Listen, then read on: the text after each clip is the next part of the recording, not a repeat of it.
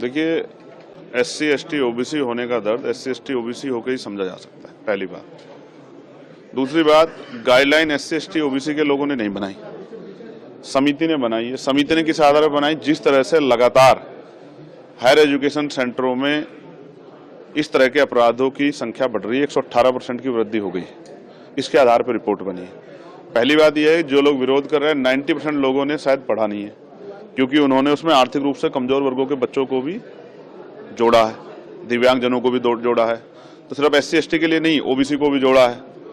तो मेरी समझ में ये नहीं आ रहा है कि जब उसमें EWS यानी कि आर्थिक रूप से कमजोर वर्गों को जोड़ दिया गया है, जिसमें सारे ही सामान्य जाति के बच्चे हैं, ये अलग जो है आर्थिक रूप से कमजोर वर्ग है जिसमें SC ST OBC नहीं है, सिर्फ सामान्य जाति के बच्चों को 10% आरक्षण दे दिया गया है, तो उनको भी उसमें ऐड कर लिया गया, तो फिर किसी को दिक्कत क्या हो रही है? फिर वो सामान्य के, दलित के और पिछड़ों क्या? मैं तो इसको एक ट्रैप मानता हूँ।